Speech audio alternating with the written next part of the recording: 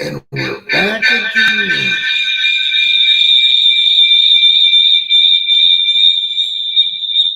Oops. Sounds like we're about to enter the Pypeverse real soon.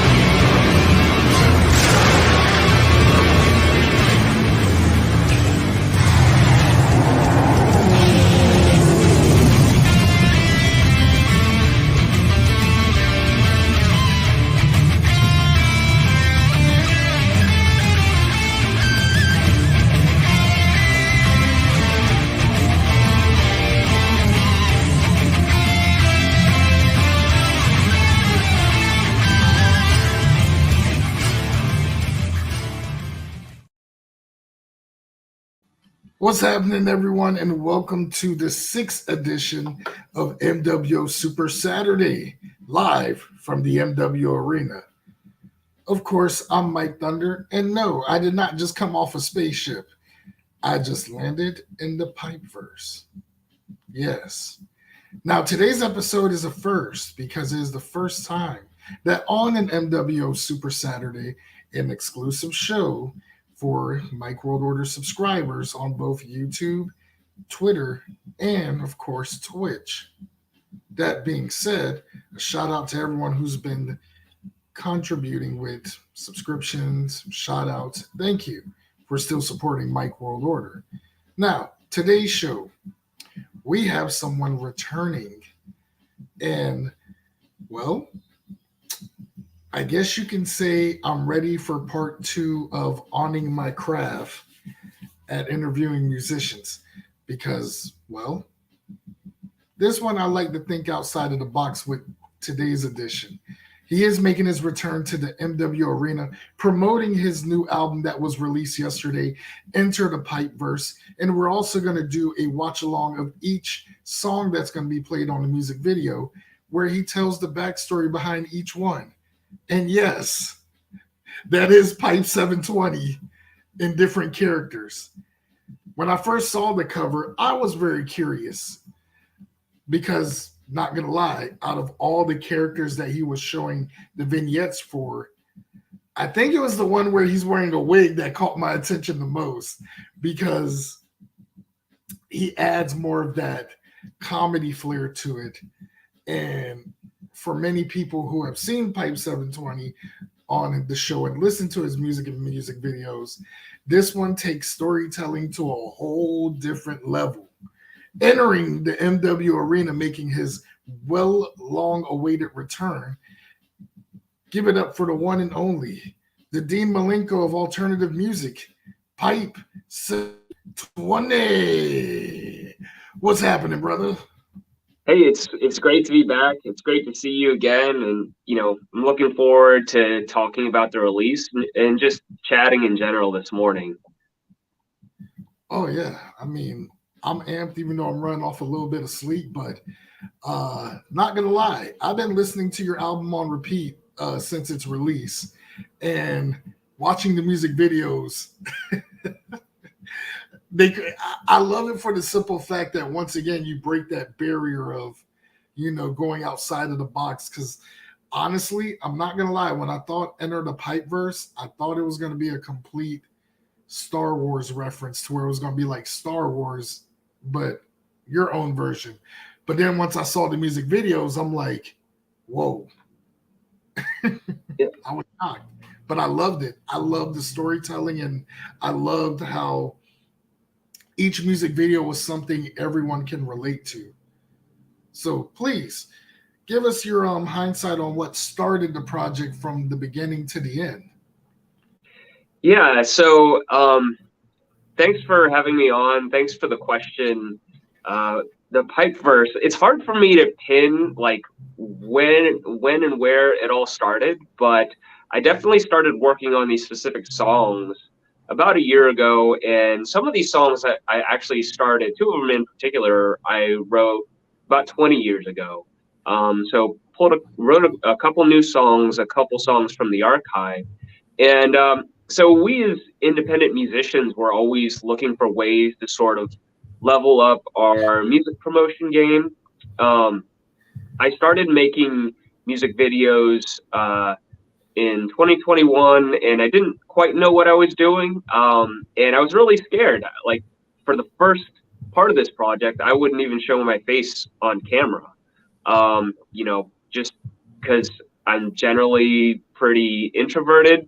Um, but I went ahead and jumped in, made my first video, and I started to realize that I actually really love making music videos. I love making video related content. It gives you this whole other avenue to tell stories about your songs, and it gives you an opportunity to provide a lot of context to the lyrics.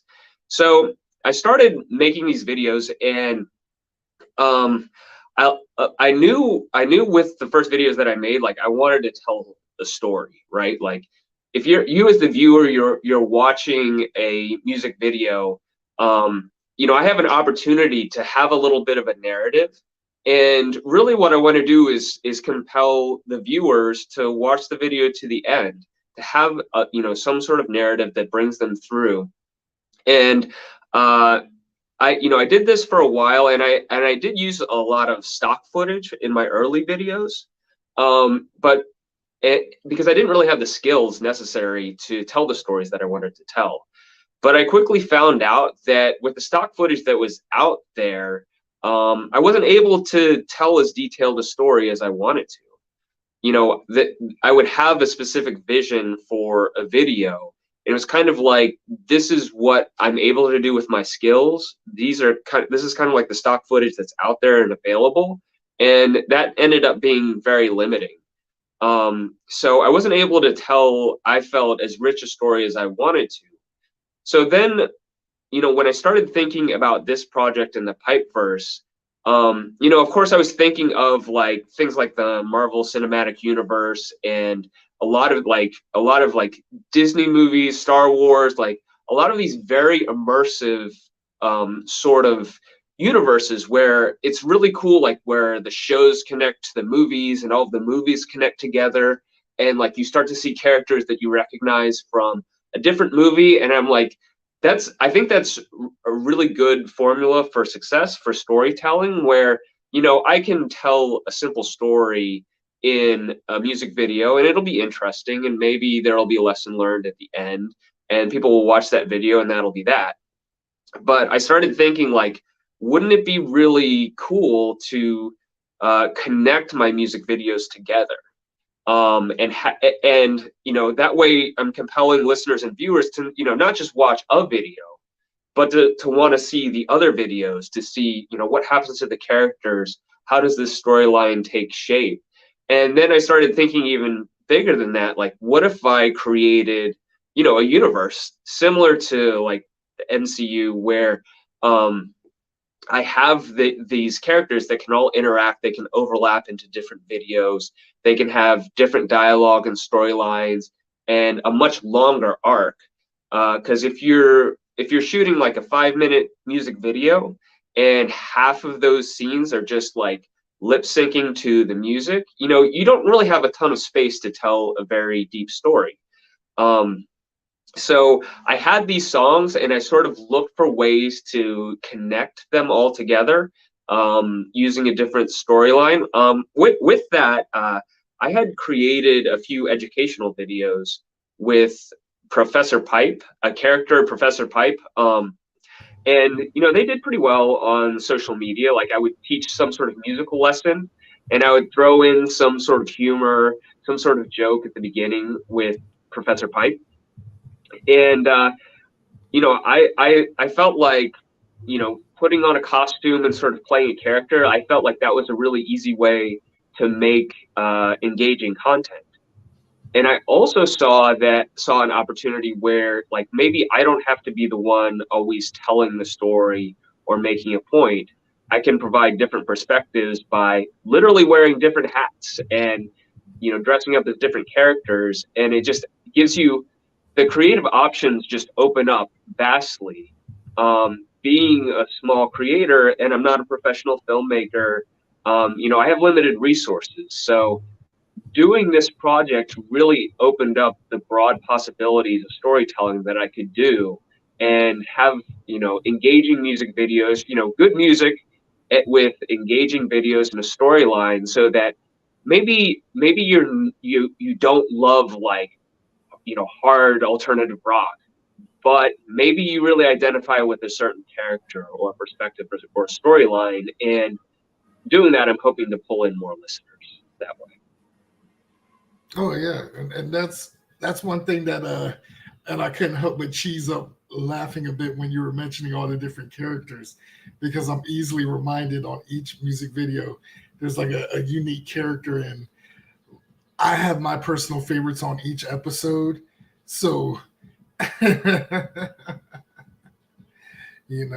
that's what I enjoyed about it. So we're gonna go ahead and break it down to our first of four music videos. So the first track that you have, it's culture of comparison, my bad. Yep. And it mentions, you know, pretty much the introduction of the first of what we're about to see on the series, Professor Pipe and everything that he's going through. Please give us some hindsight for our viewers. What pretty much was what was the brainchild behind track one, culture of comparison? Yeah. So culture of comparison, the way it started out is, so I have a small community of bass players on social media, in particular TikTok. There are a few bass players that I follow. Some amazing bass players.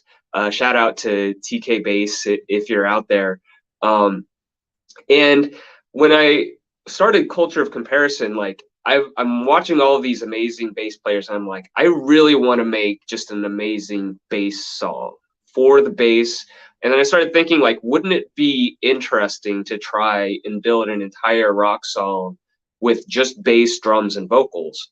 Which that's really all you hear in culture of comparison. Um, so I started working feverishly on various riffs. Like you'll hear some slap bass. There's picking bass, like power chords type bass, and finger picking as well. So I basically tried to take everything that I'd learned about the bass guitar so far and throw it into one track. And for months, I was just working on the riffs and practicing them. And soon I realized I needed to start writing lyrics. I knew I wanted it to be aggressive. I wanted it to be loud and, kind of on the higher end vocally. So I started writing lyrics, and lyrically, culture of comparison is, I think it in a lot of ways it's self-explanatory, but I feel like these days, especially in the US, I feel like there's just a lot of comparison. There's a lot of judging. I think we start to live in a sort of cycle of being more productive. Like you'll see in the video, it's primarily about like workplace productivity. But beyond that, like let's say social media for this music project or for your podcast, it's all about getting more followers, getting more views, and all of that data is out for everybody to see. And it can be tough to try and stay focused on what are your core values, what are the things that you want out of life, when you feel like there is this constant comparison. And I feel like it's something that's increasing in our society more and more with technology. We're always being pushed to do more, to be better. But with this song, I just want to remind everybody that everybody has value. We're all humans. We're intrinsically unique. We all bring something different to the table, and not everything is about numbers. Not everything is a comparison. And I think it's important for us every now and again to sort of pull ourselves out of that cycle and focus on the things that we value most, which I think is a theme that you'll see throughout the Pypeverse EP. So that's really where the lyrics came from, and that's kind of my perspective. Wow, I can see that, and the way that you broke down everything, the first thing that popped in my mind was the dreaded internet wrestling community that's always so critical, which everyone has their opinion, but like music, sometimes you just want to listen and watch everything, rather than hear what outside voices are saying. So I definitely get it, and I feel guilty because I'm such a workaholic, because I always want to do better, and I felt like that this track was basically part 2 of your Not Enough track in a way. I got vibes off of that as well too, because all Professor Pype wants to do is just be the best he can be. But when you're constantly being downplayed and compared to other people, and I get it, some people use that as a way of motivation. Growing up military family, that was a prime example. Seeing that from other families, how they were so hard at comparison, whereas mom and dad were like, whatever you want to be the best you can be at it. So I can definitely relate to, episode 1, culture of comparison, and I look forward to watching it along with the many viewers. So we're going to go ahead with our first of 4 here in the mWo Arena on Super Saturday. Here is episode 1, The Culture of Comparison, by our very own Pype720.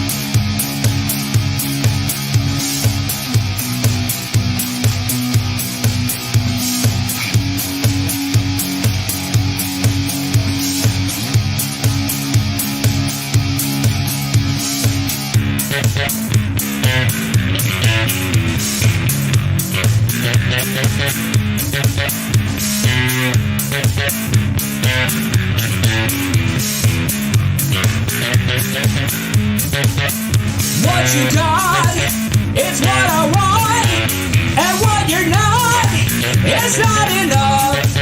My belly's full, just take my soul. There's nothing left, but I need some more. There's nothing left for you to lose. You gotta have something to prove. The world's at war, the world's at war. The rich, the poor, the world's at war. It's the culture of comparison. There's too much competition. We suffer from depression because the culture of comparison is how I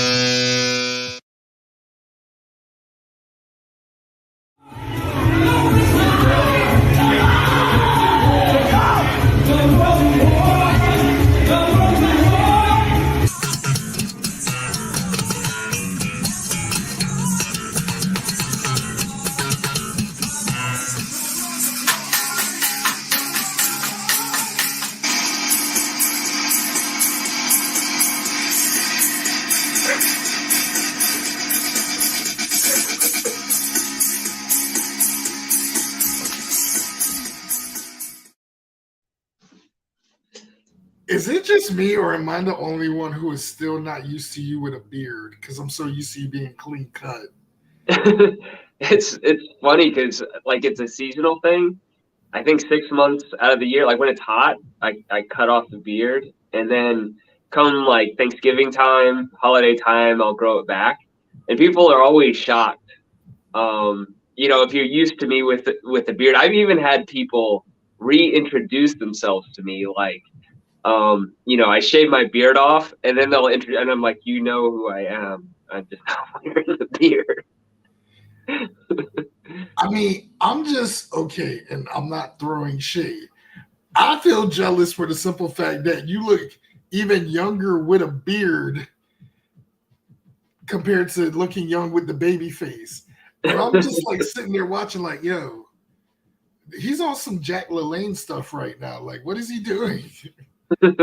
But Thanks. yeah, I like that music video. It's one of those things where it's like I guess you could say it's like a theme for very underrated workhorses, that gets overlooked and pushed aside. So I feel like without even, thinking about it until just then while watching it again, I felt like you created a theme for us underrated people that, go above and beyond and still get overlooked or being compared to someone in a higher position who's doing way less work. And that entitlement process is like overkill, I guess. I mean, does that make sense in a way? Oh yeah, for sure. It's definitely a song for underdogs. That's the challenge of comparison, is that if you get into a highly competitive environment, you could be doing an amazing job. But if you're frequently getting compared with those around you, and that becomes your measure of value, I think that can be really problematic. I think something can be said about the people that put their heads down, come in, do their best, and work their hardest. And I don't know that it should matter how everything's going on around them.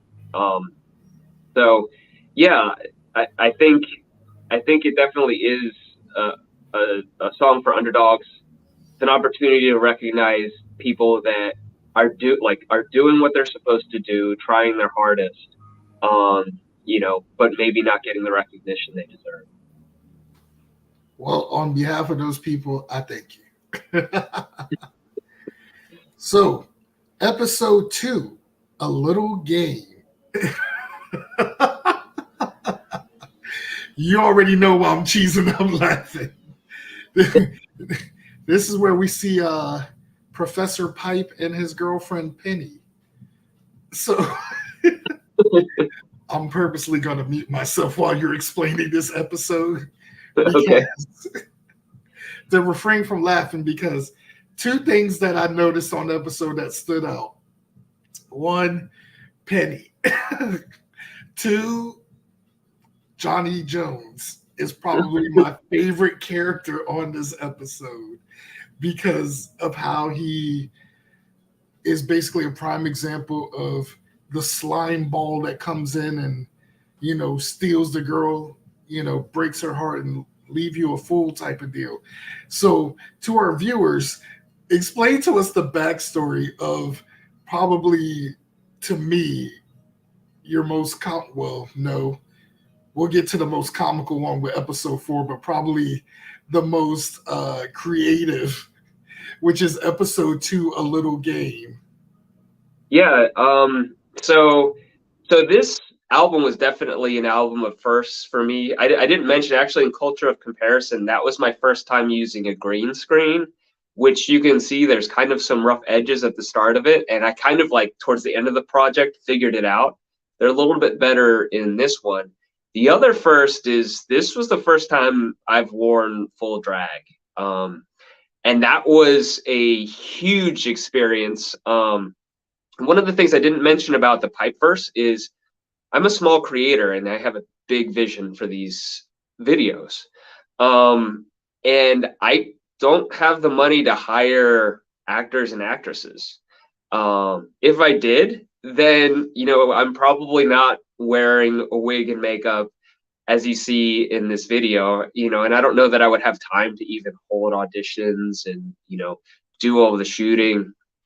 So, so yeah, that, I mean, that was something that a decision I had to make early in the process is like, you know, I see creators make like TikToks, for instance, where they play various different characters and they're very engaging.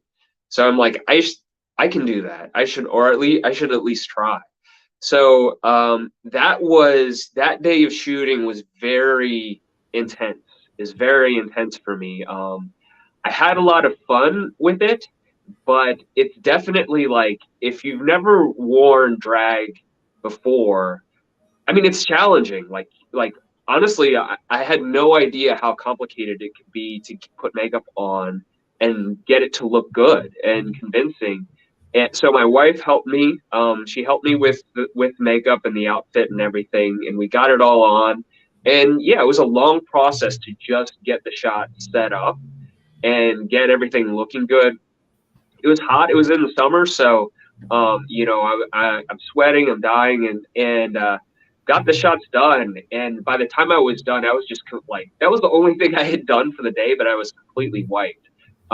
Just emotionally, it's definitely a unique experience once you have that all on and you look at yourself in the mirror. It's shocking.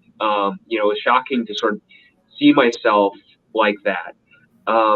But all told, like I knew exactly how I had the scripts written.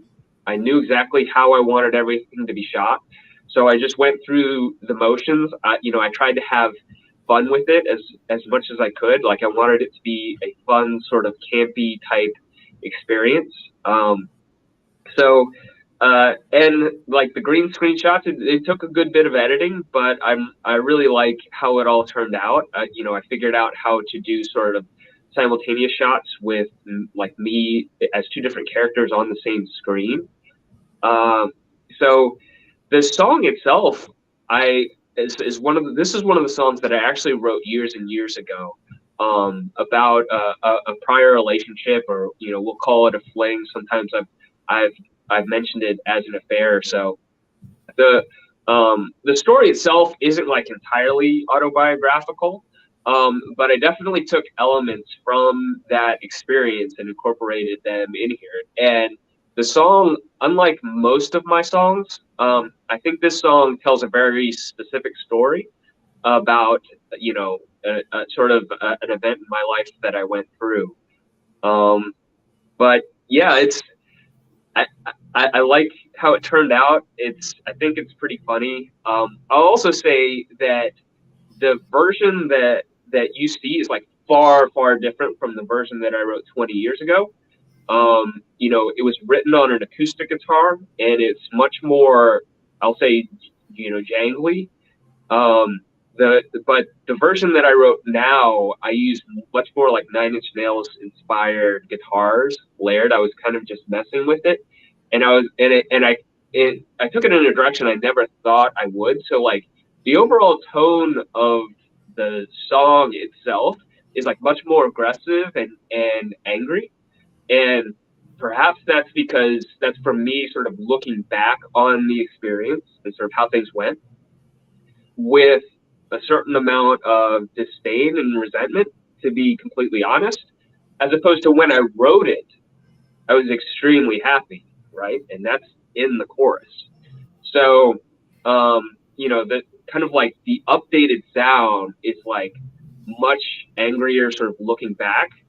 The original sound that I wrote was like very happy, very happy and very upbeat. So I think you'll see that come through. And yeah, the video was fun to make. I liked writing the script and sort of figuring out the interplay between the characters. Penny's a very sort of free spirit. She's very charming and seductive, and you know, the professor definitely is at a low spot, and he definitely falls hard for her. I can definitely see that. I would have never thought of that from the backstory you mentioned. And you know, I know you mentioned Nine Inch Nails. I personally, when I was listening to everything, It had more of a Everclear with a little bit of Stabbing Westward type feel to it. I wasn't thinking Nine Inch Nails. I was definitely thinking a lot of early Stabbing Westward when I wouldn't say their Darkest Day album, but the Wither, Blister, Burn, and Peel album. It gave off that vibes too, because like I said, mixed with upbeat, happy, Everclear tracks. Like you mix that together, that's what I felt like A Little Game was in comparison, which, like I said, I still enjoyed it. I still think it's comical. And listening to the backstory of, all the effort you put in, and, you pretty much was your one-man script, one-man cast. And I think because of that, it makes it more organically fun, and to where it's basically, well, creating your own narrative to the track in its own way. And I also, dissected it from that point of view too. And like I said, overall, it's very cool to get out of that, comfort zone of doing something different and everything. And like I said, it was interesting. I still find it comical to this moment, which you'll probably hear me repeat say as I have before the episode, because like I said, I compare you to pro wrestler Dean Malenko. He's cool, he's calm, he's sharp, and he's very detail oriented. So seeing this music video was like complete opposite. And that once again brings that extra layer of the elements of surprise coming from you, to where, at this point, you never know what's going to be coming from Pype720, because the more that I think about it, the more it kind of makes me realize, based on your past work leading up to this album, you're basically like a jack of all trades, man. At least I think so, in my opinion. Yeah, thanks so much for all of that. You mentioned Everclear. I think that the time I wrote this, I was listening to a lot of Everclear. I'm a big Everclear fan. I love how they have, like, all their songs are very happy, but then when you look through the lyrics, they're like very, very like dark and sad. So yeah, and definitely, like, I do consider myself a jack of all trades. Like, I like doing things different, and with everything I do, I'm like, I want to try something new. It's really fun for me to see if I can do something that's crazy and new. And this was definitely one of those experiences, like a lot of firsts. So, and I think you probably see I was having fun with it too, when you're watching the video. Oh yeah, I can dig it. And also shout out to Johnny Jones. I'm your number one fan. So we're gonna go ahead with episode 2, A Little Game.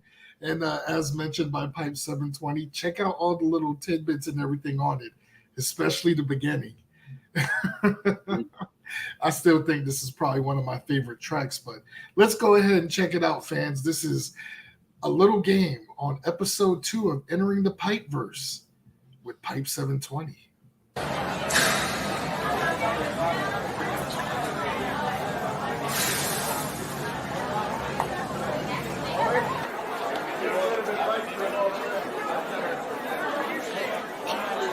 Hey guy, you're cute. I don't think that's true, but thanks. What's wrong? Why are you so sad? I'm having trouble with my new job. My boss keeps comparing me to my office rival, Johnny Jones. He's so perfect. You seem so smart. I'm sure you're doing a great job. You think so? Come on, let's dance.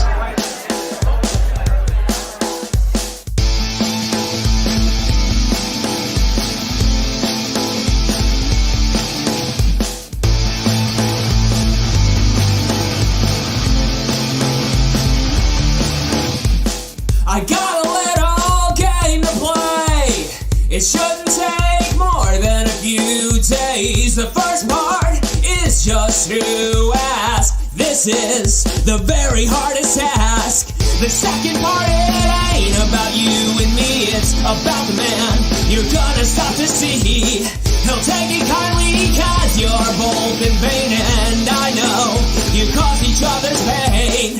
The third part, we're back to you and me, and who's responsible for such bleed?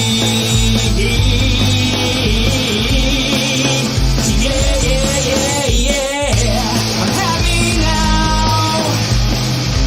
I'm happy now. Only your love can make me happy now. The fourth part, we're getting kind of complex. Gotta figure out where to go to next. This is what I like about you and me, a lack of predictability. If things don't work out, impossible, just understand I'll always be your mate.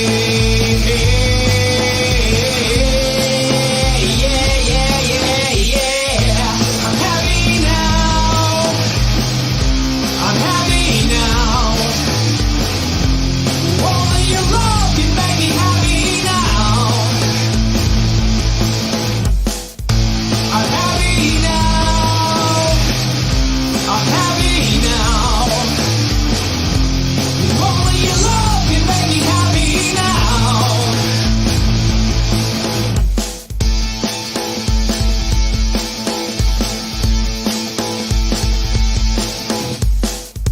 I'm happy now. I'm happy now. Only your love can make me happy now. Yeah. I'm happy now. I'm happy now. Only your love can make me happy now. I'm happy now. I'm happy now. Only your love can make me happy now.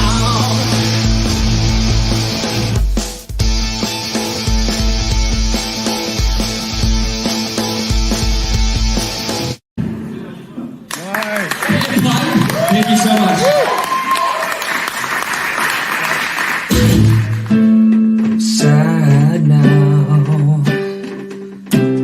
I'm sad now. Don't think I'll ever find a way out.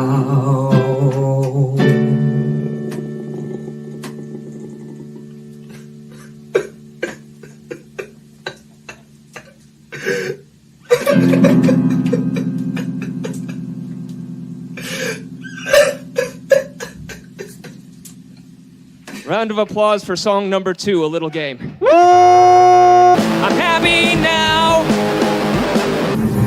I'm happy now.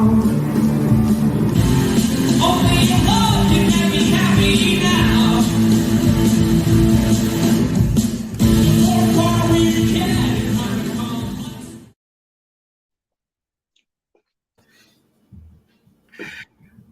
Another banger. I'm telling you that is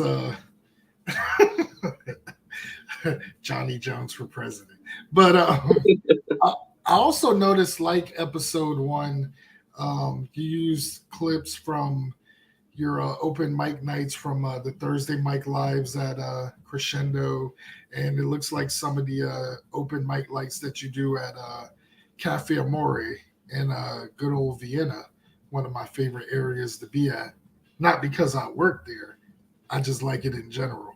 But speaking of which, before we go to episode 3, are there any upcoming shows going on in the area that you'll be hosting or that you'll be a part of?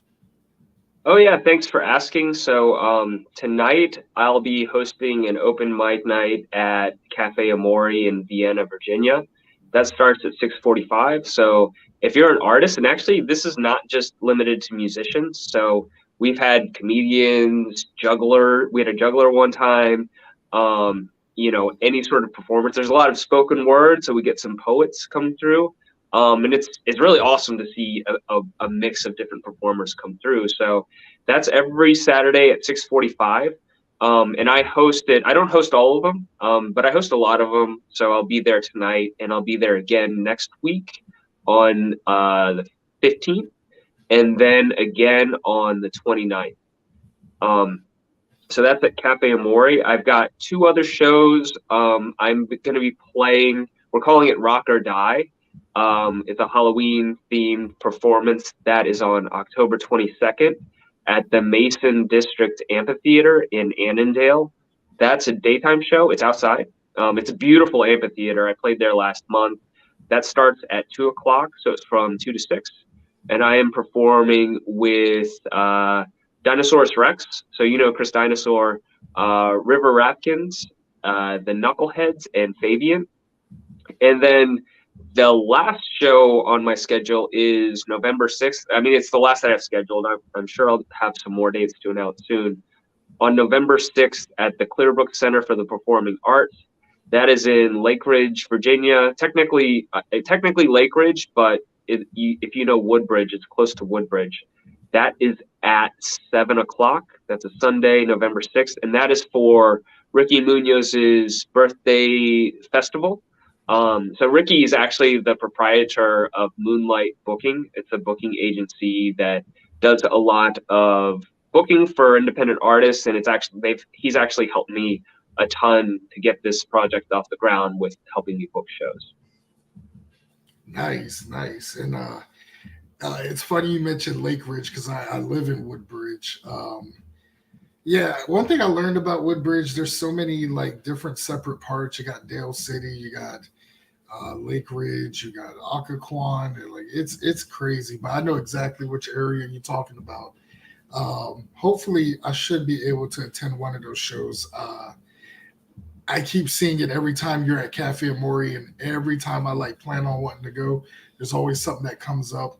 But I definitely want to check it out just so I can check out the talent there and, continue that pipeline of bringing on more local musicians and talent to the show to, help get them out there and, have fun doing more interviews such as this one. And yeah, I'll definitely I know for sure I'll definitely stop through on the 6th of November because I'll probably spend the first half of my day video chatting with Mom because that's her birthday. But I'll definitely check you guys out since it's local and in the area.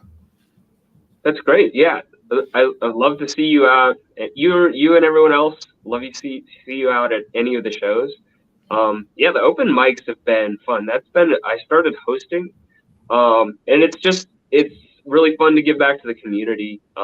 And to try and build a community as well. So it's very rewarding to basically do what you're doing right now and give people a platform to show what they can do. It's almost fun. Sometimes it's even more fun than, working on my own stuff. It's really nice to provide that avenue. Sometimes you get people coming in, they're like, this is the first time I've ever performed. And it's just awesome to be that person.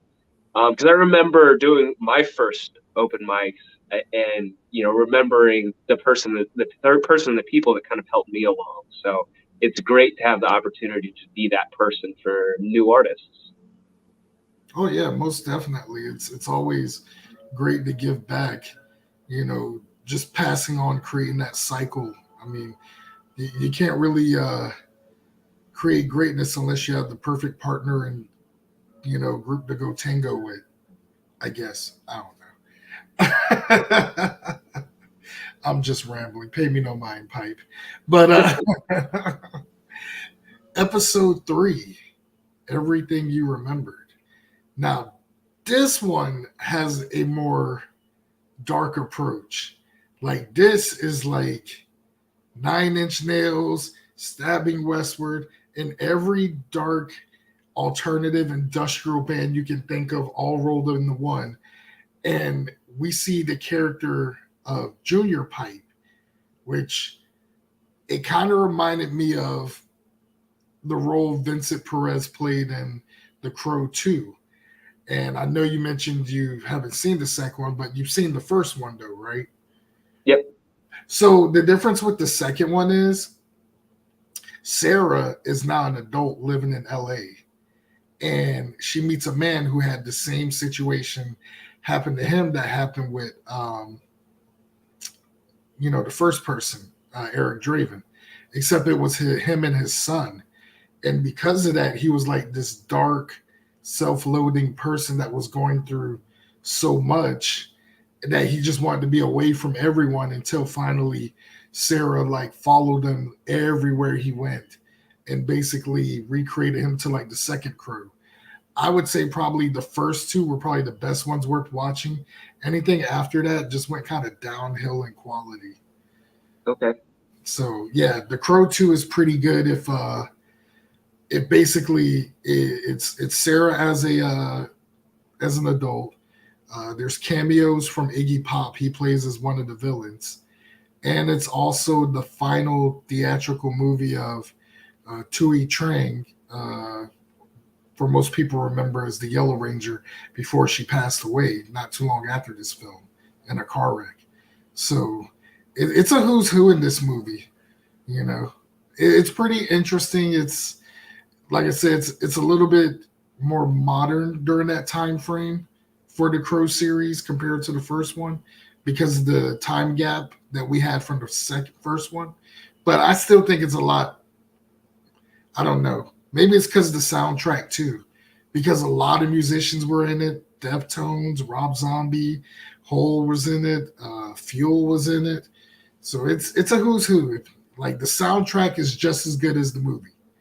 Like if anything, that's what got me into listening to bands like Fuel and PJ Harvey and all that. So like I said, it's a lot of who's in that album and the movie itself. Check it out, Pipe. Definitely will. Yeah, thanks for the recommendation. Oh, no problem. So please explain to us on episode 3 everything you remembered in terms of the backstory as well as the character of Junior Pipe. Yeah, so this was another song that I wrote, years and years ago, over 20 years ago, when I was at, a really dark place in my youth, not completely unlike Junior, who you'll see in the video. Although, this is a fictional story. Of course, it's inspired by life events. So it starts with sort of an iconic guitar riff. And I know it's something that a lot of people really enjoy. Shout out to Chris Dinosaur. I know this is his personal favorite track. And so I kind of like laid out the storyboard for this, and this was the one that I probably thought about the most. It was probably the hardest to shoot, and I had been working on the storyline for months. But I also, unlike all of the other ones, I knew when I got ready to start shooting it, I knew that it was not something that I could shoot myself. So most of the videos, I'm using a tripod, or, sort of like a selfie stick, or like I'm figuring out other ways to sort of shoot things essentially on my own. But for this one and for the shots that I wanted, like I knew that I needed someone to help. So, so I actually called Chris Dinosaur, and he ended up shooting the whole video. And you'll see him in the credits, and really, I mean, a huge supporter of the project. We ended up shooting this on. So I chose like Sunday morning at 8:00. And you'll see because a lot of it we're shooting in downtown Fairfax, and I knew when I was conceptualizing this, somebody's gonna call the cops. Like I just knew. I mean, I'm like, it's gonna look strange, and it's gonna look out of behavior. And like downtown Fairfax, I can just imagine someone calling the cops, being stopped, and sure enough, I'm there, and you'll see I'm in like I'm basically dressed up like a hospital escapee, which is part of the storyline. And sure enough, we got stopped. A woman stopped us, and she was like very hysterical. She was like very upset.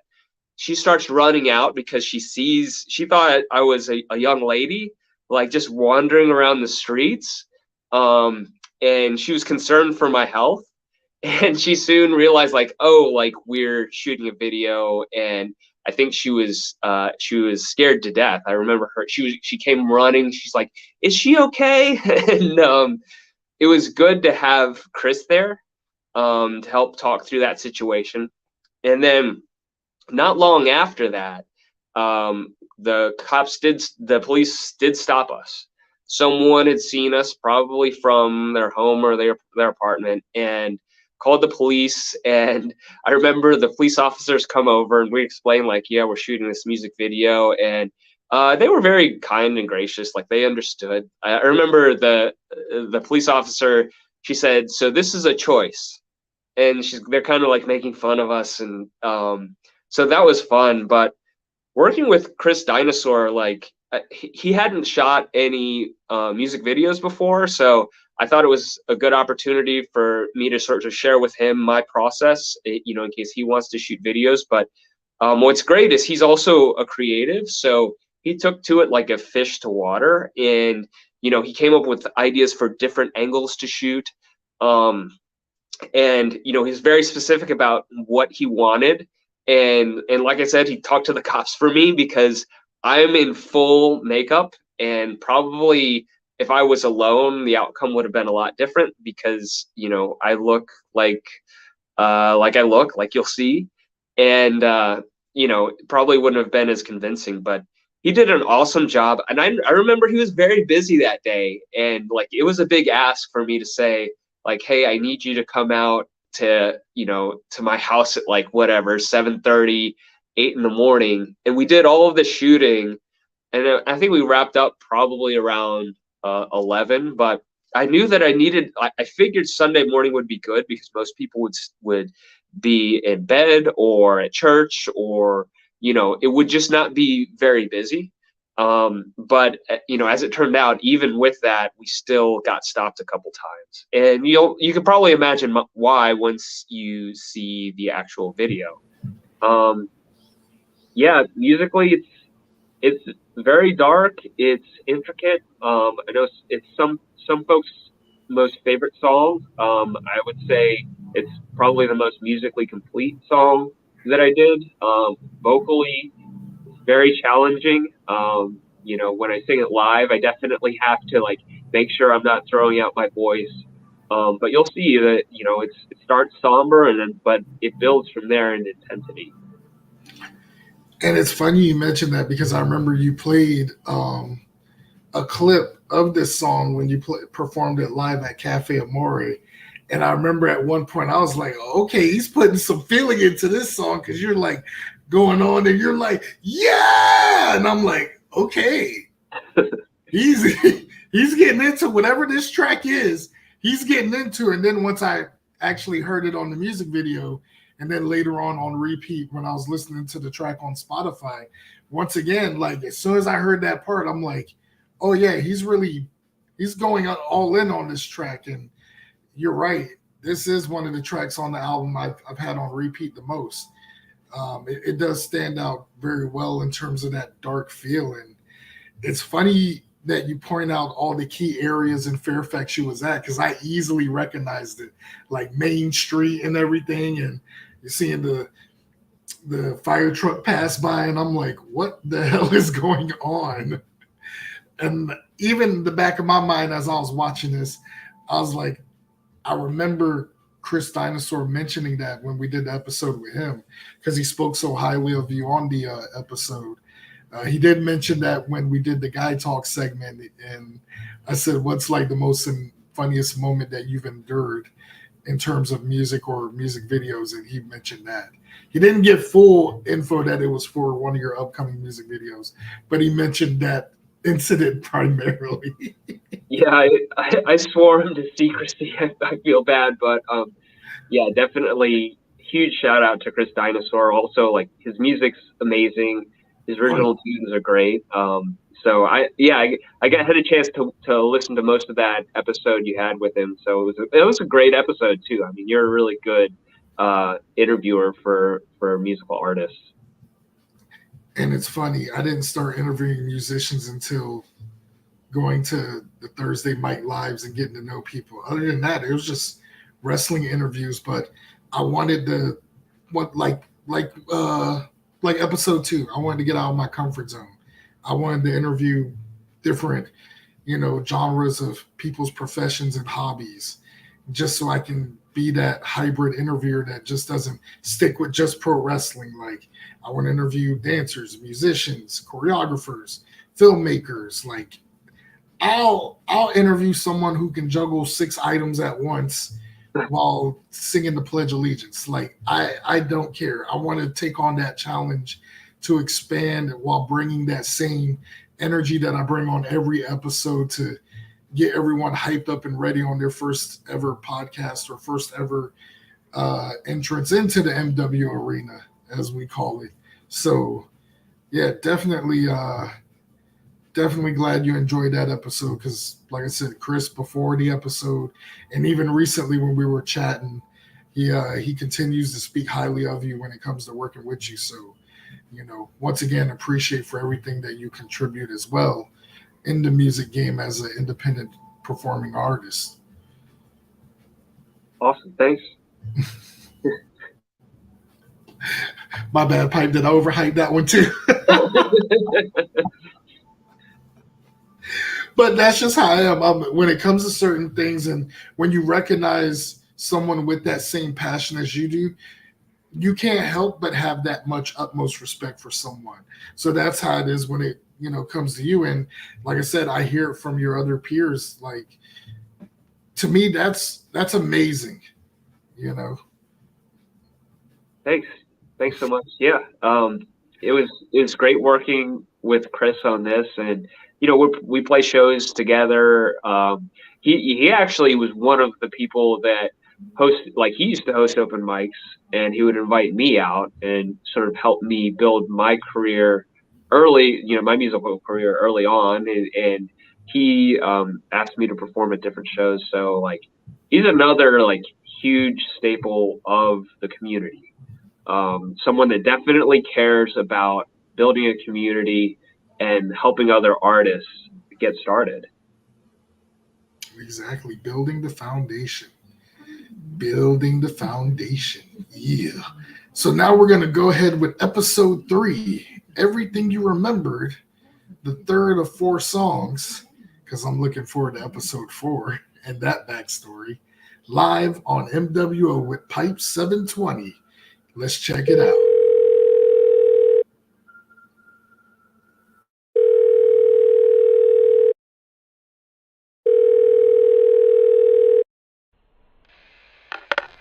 Hello? Hello, is this Mr. Pipe? This is he. It's your son. He's in critical condition and we need you to come to the hospital. What? What happened? Just come quick, sir.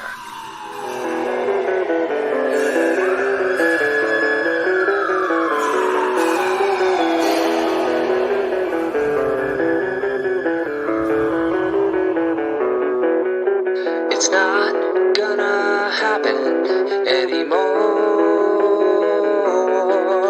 It's not gonna happen anymore.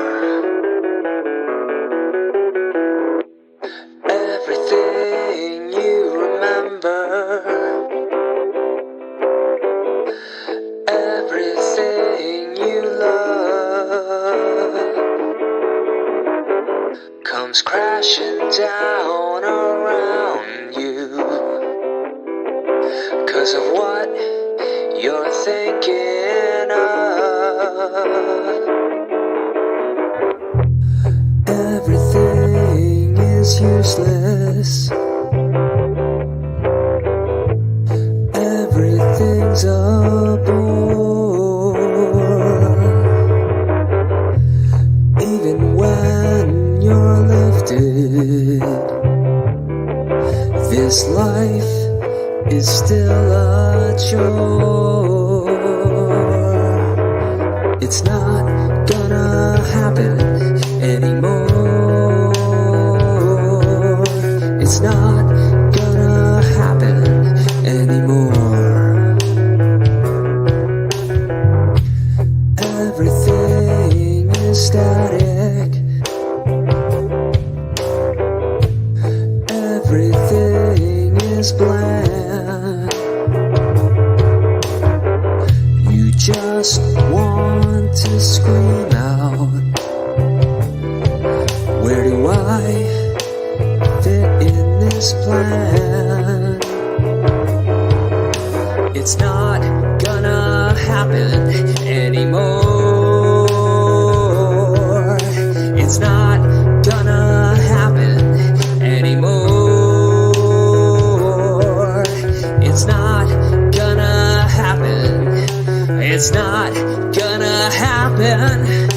It's not gonna happen. It's not gonna happen.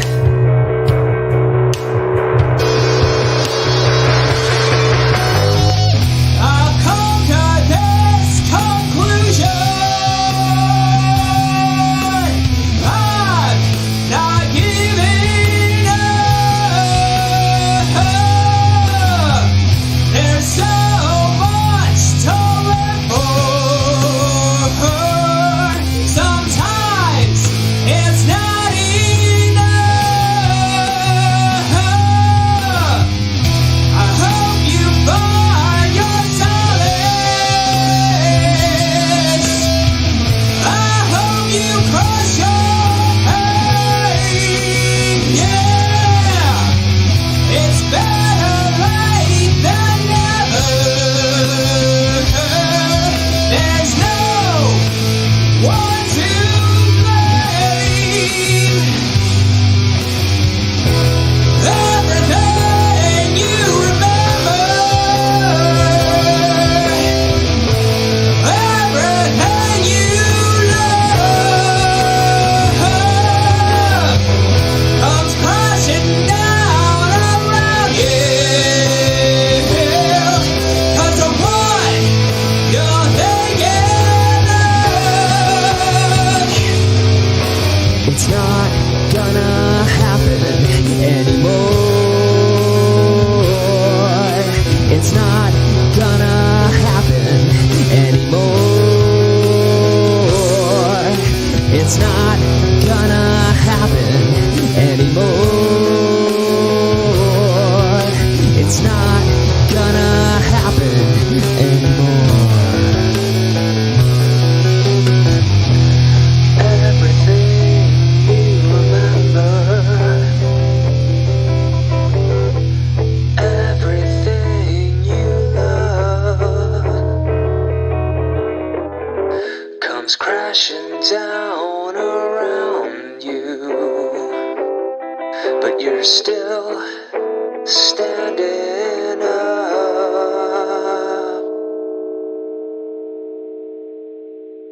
My bad.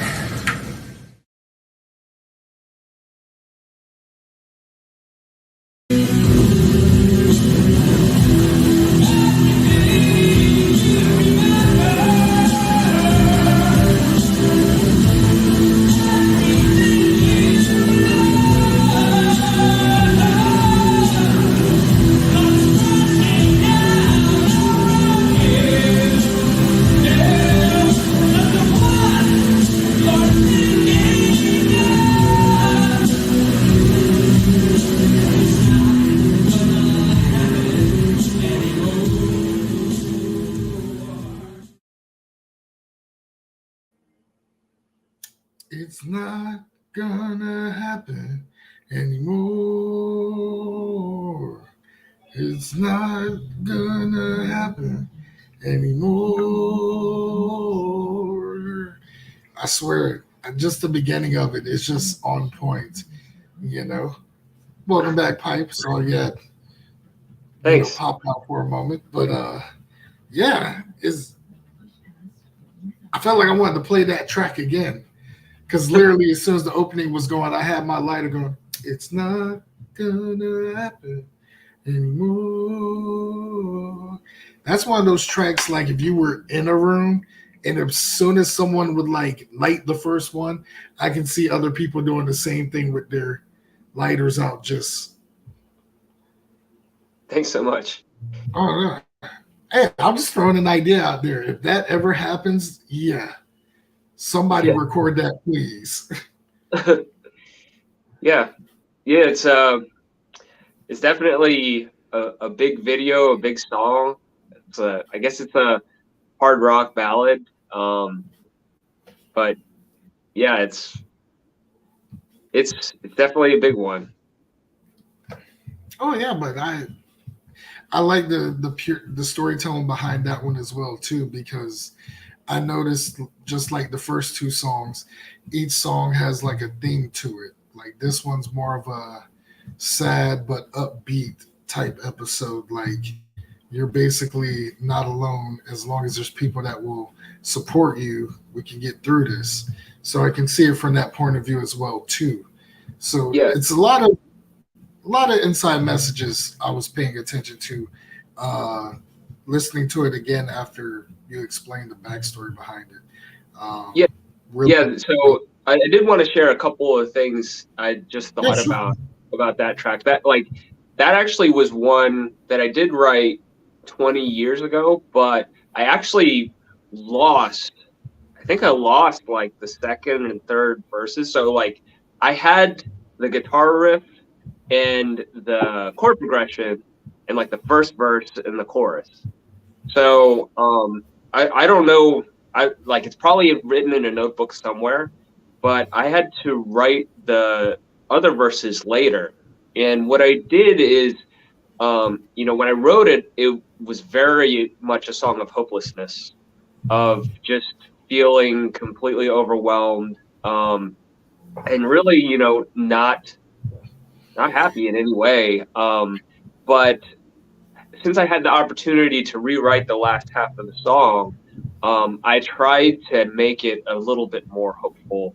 That because since having the perspective now that I didn't have then, I knew everything was going to turn out okay, and I kind of wanted to have a song for anybody that's going through a tough time to have a little bit of hope, kind of like identify with and validate sort of the way you might be feeling right now, but also understand that you can get through it.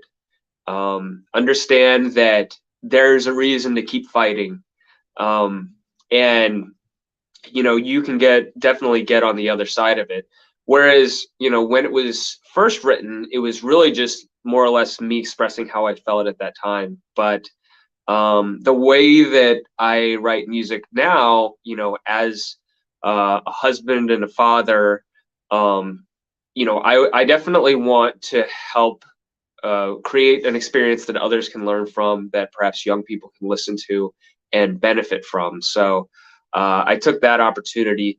The other thing that I wanted to mention, kind of in that vein, is so we shot everything. Chris shot it. I edited it all down. But in the editing process, and watching it, I made a very, very tough decision. So what you see out on YouTube it's not the full video. There were certain parts of it that I decided to remove, because I felt like they were inappropriate for a public audience. And specifically, and I did a video on this where I kind of talked through it.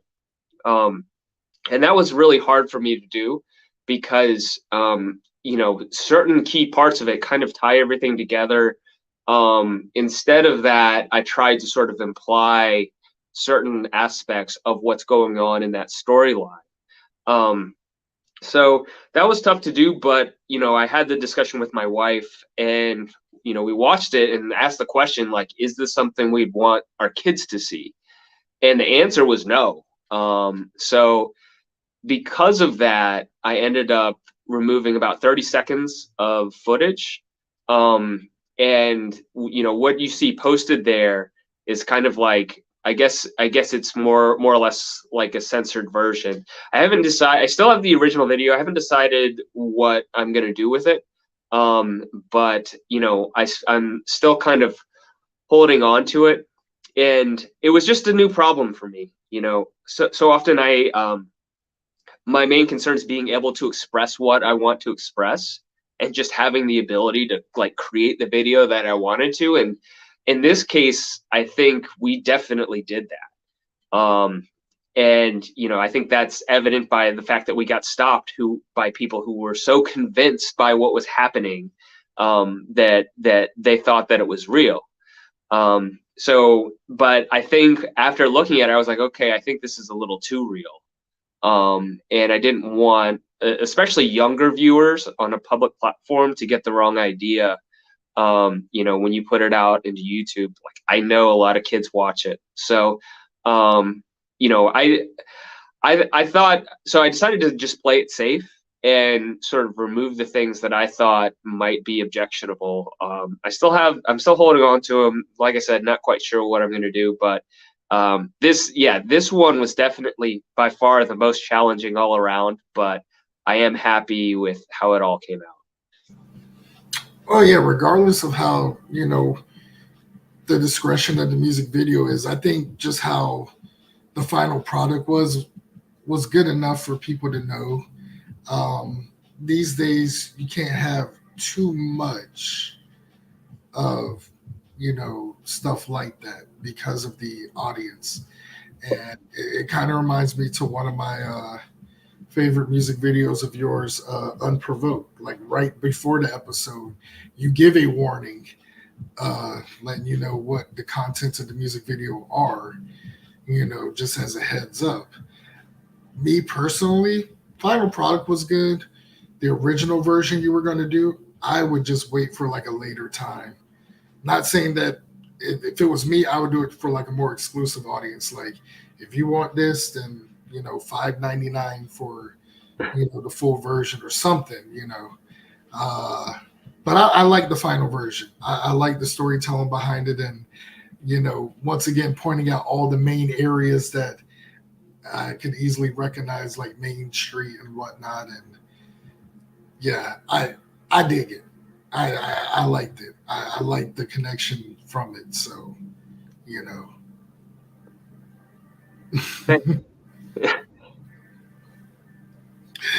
I'm just saying it also gave off Soundgarden vibes too. A lot of during the Bad Motorfinger era, in my opinion.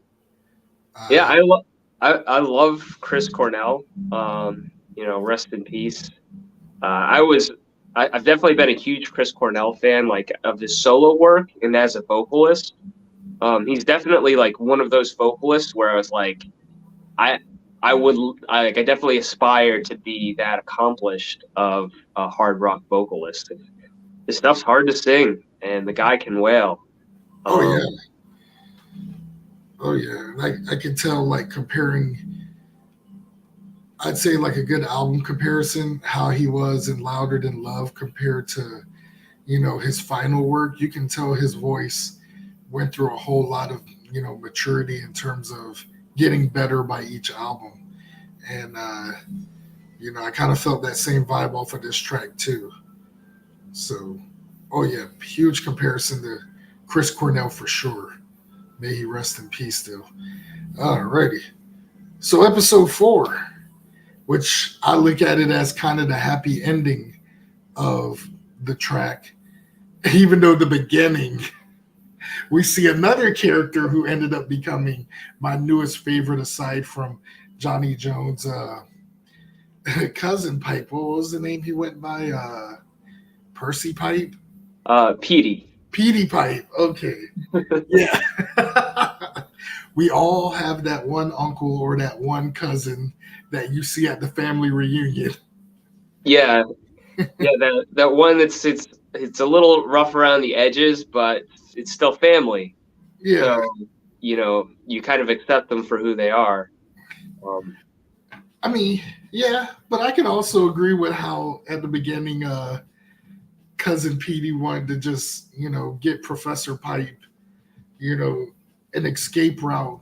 Sometimes we have to have that, escape route from reality. Like for me, I like going on random night drives, just looking at different cities and just observing as I'm driving. Like for me, that's my escape.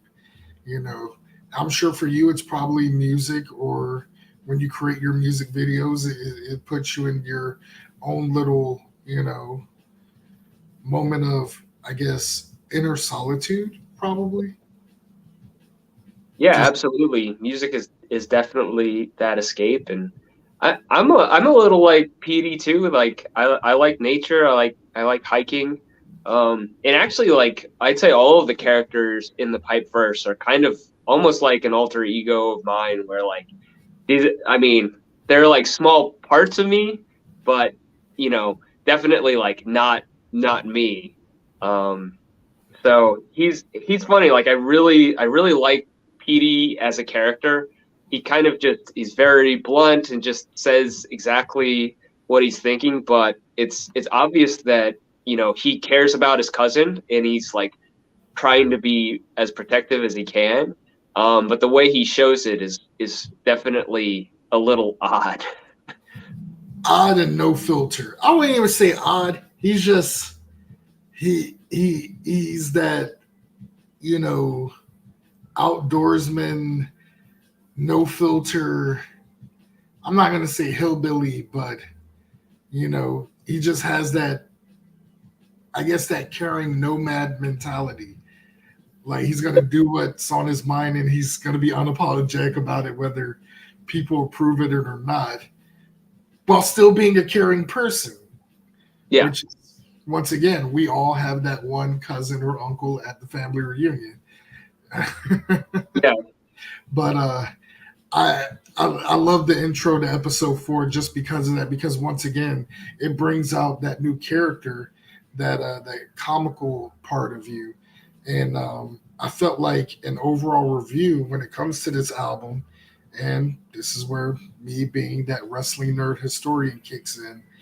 When I listened to this album and watched the music videos, the first thing that came to mind was retired professional wrestler Mick Foley, who's like known for being a New York Times bestseller in various books he's done.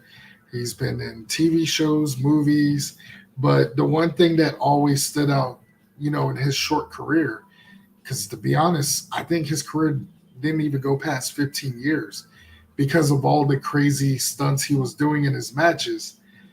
But the only thing that really stands out with him is the Three Faces of Foley character, where he's been 3 different characters throughout his whole career.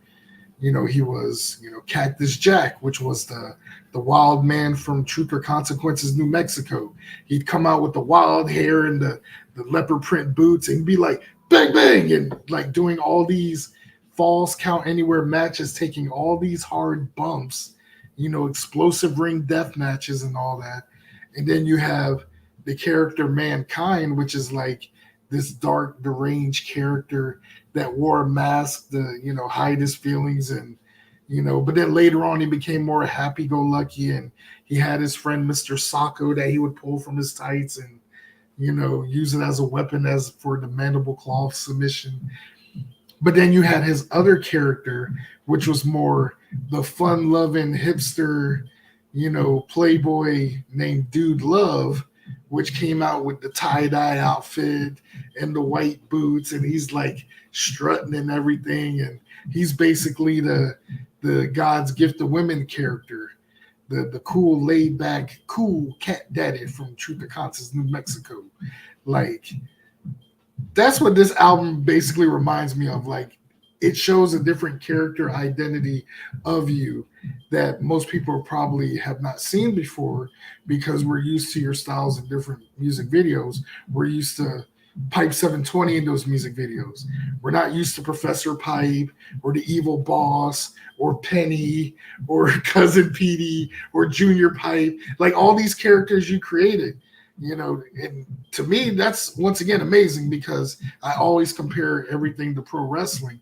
This really makes the best sense, because in terms of a wrestler with many characters that have all been successful, I see that same comparison with Pype720 and his various characters that he did for this album.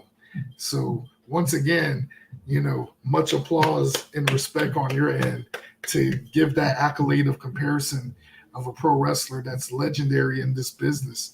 So yes, rightfully so on your end, Pype720. Yeah. Hey, thanks so much. The characters have definitely been a blast. Petey's was a lot of fun. You can tell I'm having fun just acting ridiculous at the start of the video. He's hilarious. I think something funny about Petey too is like, though he's rough around the edges, he's kind of like that cousin or uncle that you try to avoid at family reunions. There are actually a lot of things that he has right. You know, I think we all have people in our life that are, you know, they have their own nuances, but I think everybody has a unique perspective and everybody has something to kind of offer. Like the professor is a good example of someone that's, you know, doing the things that you're supposed to do. Like he's doing all of the things exactly how you're supposed to do. And he just continually gets punished for it. And Petey is kind of like the opposite. He's the person that does what his heart desires. He kind of leads his own life. He does things his own way. And I think as a result of that, like he's a much happier person and you know, lives a much more fulfilling life. So and I'd say they're both kind of alter egos. It's kind of like the angel and the devil. You know, here's the things that you're supposed to do, and you've been told this is what you're supposed to do, and here's the things that you're not supposed to do. But ironically, like the outcome sometimes is if you follow the plan, it may not work out the way that you always want it to. So he's definitely a simple guy. He likes to keep things simple and is kind of extolling those virtues of, hey, you know, you don't need to worry about all of these things that you're worrying about. Like, just strip things down, keep it simple, enjoy yourself. Which I think these days everybody could use a little bit of. Most definitely, for sure.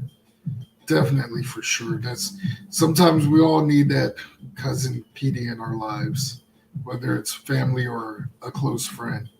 That being said, we're going to go ahead with our last of 4, episode 4, Someday, or as I like to call it, the happy ending of the song, where once again, when y'all see cousin Petey, everyone can relate to this character.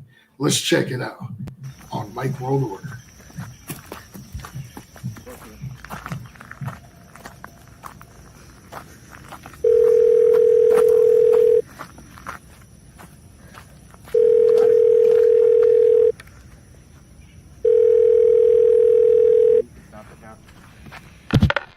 Hello? Hey, what's up, cuz? How's my old PP doing? First of all, don't call me PP. We have the same initials anyways. I know, but it's only funny with you. Second of all, it's going horrible. I quit my job, I lost my girlfriend, and my son just overdosed on pills. Man, that job and your girl. But I'm glad Junior's doing alright. I'm a complete failure at everything. You need to get away from them libtard gun control type yuppies in that city of yours. Come out with me in the hills and let's shoot some. That does sound pretty good, actually. It's the only way to live. Fucking corporate woke ass capitalism, my uptight motherfucking. Hey, that university too. They didn't pay you fucking adjunct nerdy bullshit. Well, you get out here anytime. I love you, cuz. I don't want to see you sad. You belong in the hills. I dream someday of living on the mountainside. The hills are steep, but the valley is wide. A quiet place where I can sing. Throughout the valley my voice would ring. Someday I'll be a big rock star, just like Dave Grohl or Trent Reznor. I'll tour the world and you'll sing my songs. I hear it now, it won't be long. When will someday become today? We tell ourselves there's too much in the way. When will someday become today? I dream someday I'll have $1 million, relax all day and not give a care. Life is easy as a millionaire. All I need is a stroke of luck. Someday 1 billion followers, charismatic and popular. Gonna get so many likes, views, shares, and all the hype. When will someday become today? We tell ourselves there's too much in the way. When will someday become today? We tell ourselves it's all work and no play. If you regret what you want, you might forget what you have. When will someday become today? What about hope? What about dreams? These things are so important to me. Don't let your life become a fantasy, 'cause you have all that you really need.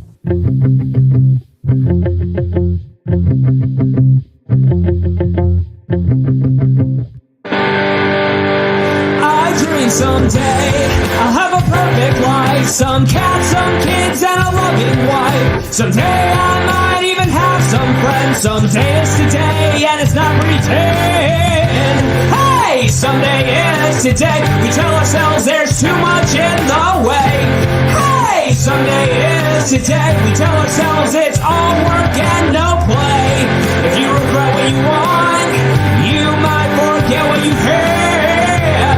Hey, someday is today. Yeah, yeah, yeah, yeah, yeah. Someday is today.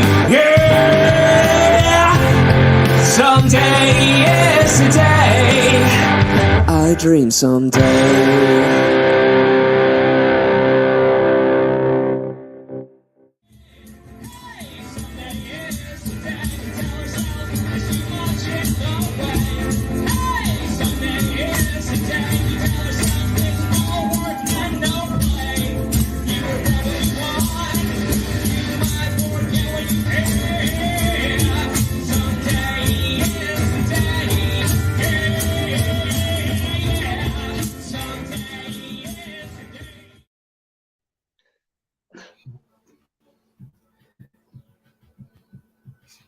I just love the happy endings of a soundtrack.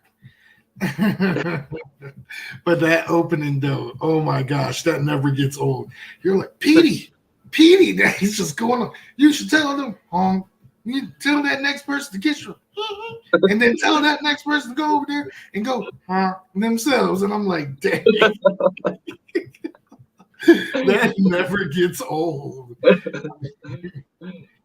Yeah. I mean, I remember like just thinking of the script. I was just laughing, just cracking myself up.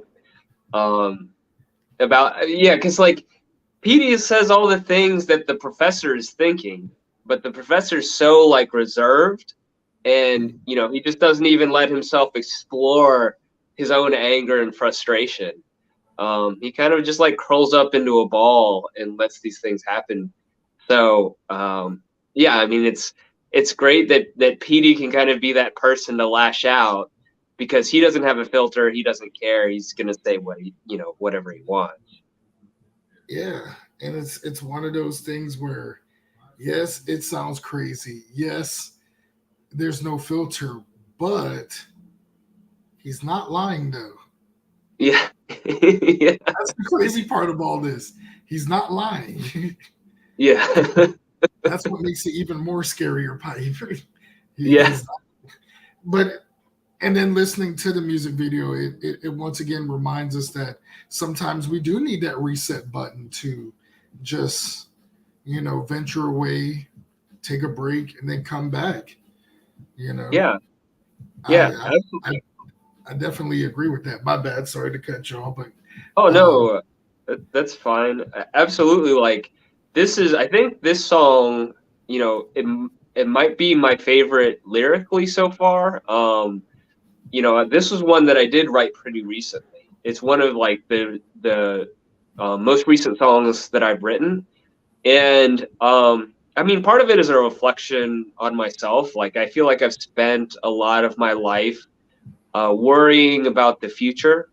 I mean, and even in music, like it's the song even talks about that. It's like, trying to make it big when I was younger, and like worrying about all of these things and just not really appreciating and enjoying what I had. Like I think a lot about when I was young and like in high school and college, playing in these bands, and we're trying to make it. We're trying to get the next show, get a record deal, whatever. But then I remember the practices, and it's like I don't remember the performances as much. I remember just like sitting in someone's basement with a group of guys and just like rocking out, and like those were like the best moments. And I wish that when I was in those moments, I would have like truly appreciated it. And the same thing I think is true for like, you know, my family and like my cats and like all of these. There's so many things to be grateful for. And I mean, I think it kind of provides some contrast from the darkness of Everything You Remember, where, you know, it's very much a song of despair. Someday I want to be a song of hope, and, you know, like reprioritizing your values and like looking for ways to think about how great life can be, you know, if you're willing to embrace some of these things. I'll also say that this, surprisingly to me, like most people have, I've gotten the most comments that this is their favorite song on the EP, which was surprising to me. You know, because I've been performing these a lot, and I have, like, with this song, I've never gotten like an overwhelming response for the live performances. But yeah, you know, a lot of people have said that this is their favorite song on the EP, which is really nice. It's definitely one that I'm very proud of, and I think it's overlooked sometimes, you know, with my live performances. But I hope it just puts a smile on people's faces. You know, a lot of my music can be really dark and aggressive, but I want, you know, every now and again, I want to put out the good vibes, and, you know, get people to and forget about their troubles and enjoy themselves. Yeah, and I can definitely agree with that, especially with the storytelling. And I remember one commenter on one of your videos, they mentioned it's Professor Pype's character on one of the tracks was like Charlie Brown.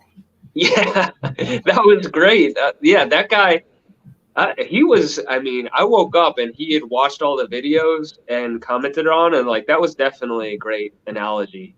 Yeah, Professor Pype is like he's Charlie Brown, because he said Charles Schultz, the, you know, the person that wrote Charlie Brown and the Peanut strip, like anytime he had a bad day, he would write that into the strip, with Charlie Brown kind of being the, you know, the person that kind of just gets stepped on constantly, who never did anything wrong to anybody, but is always just down on his luck. Like that's definitely Professor Pype. That, you know, the guy can't win.